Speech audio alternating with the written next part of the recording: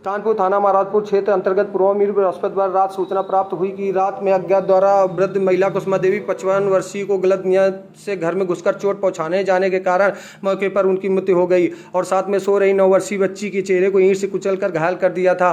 Police सूचना प्राप्त होती तत्काल संज्ञान लेकर मुकदमा पंजीकृत किया गया और विवेचनात्मक कार्रवाई के दौरान पूर्वामीर के रहने वाले कमलेश तिवारी उर्फ कमलू बाबा उम्र लगभग 43 वर्ष का नाम संज्ञान में आया। पुलिस कमिश्नरेट कानपुर नगर द्वारा अपराधों की रोकथाम व अपराधियों की धरपकड़ हेतु चलाए जा रहे विशेष अभियान के क्रम में महिला की हत्या के इस अभियुक्त को पुलिस 24 घंटे के पूर्व मुठभेड़ के दौरान किया गिरफ्तार। डीसीपी पूर्वी श्रवण कुमार सिंह और एसीपी चकेरी दिलीप कुमार सिंह एवं महाराजपुर थाना प्रभारी संजय कुमार पांडे की टीम के नेतृत्व में आरोपी को मुठभेड़ के जवाबी फायरिंग में गोली लगने के दौरान गिरफ्तार कर जेल भेज दिया गया। वहीं 9 वर्षीय बच्ची का इलाज हैलेट में कराया जा रहा है। ये देखिए जो मुठभेड़ हुई है उसमें कमलेश कमलू करके एक्यूज्ड है, लगभग 40 साल इसकी उम्र है और इसमें हमारी पुलिस टीम लगी हुई थी।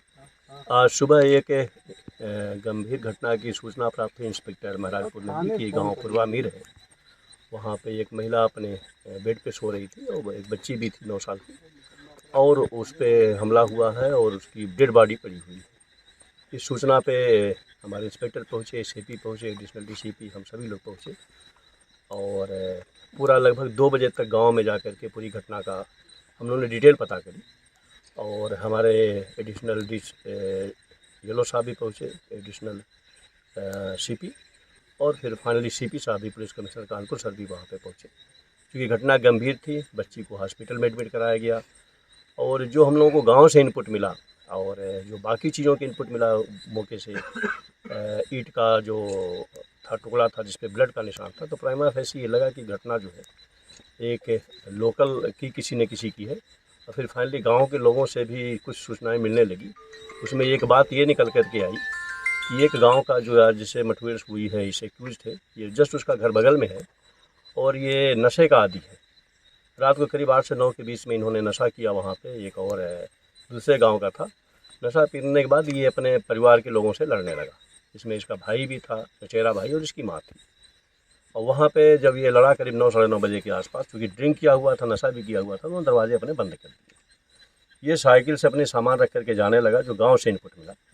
और जब जाने का लगा तो फिर उसके बाद जो है वहीं पे वो लगभग जैसा ये बता रहा था कि हम 2-2.5 घंटे 3 घंटे तक रुके रहे, क्योंकि नशा किया हुआ था तो इसकी नीयत थोड़ी सी ख़राब हुई और नीयत ख़राब हुई तो जो बगल का जस्ट इसका घर है वहाँ पे घुसा और उसने जाकर के पहले महिला पे वार किया और फिर महिला जो बच्ची थी वो जब जगी उसने देखा इसको तो उस पर भी इसने हमला किया।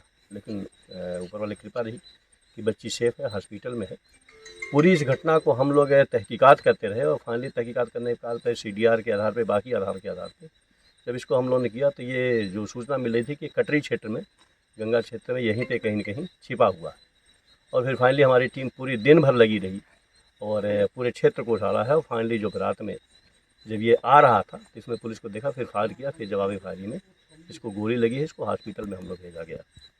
इस घटना की जो सबसे महत्वपूर्ण बात है, जो बच्ची है जो हॉस्पिटल में है, उसके माता पिता थे वहाँ पे मौजूद। तो हमारी जब पुलिस टीम वहाँ पे उसकी फ़ोटो को दिखाया क्या ये हुलिया का था, तो उसने देखते ही पहचान लिया कि ये प्राइमा फेसी ये वही है जिसने रात में हमला किया था।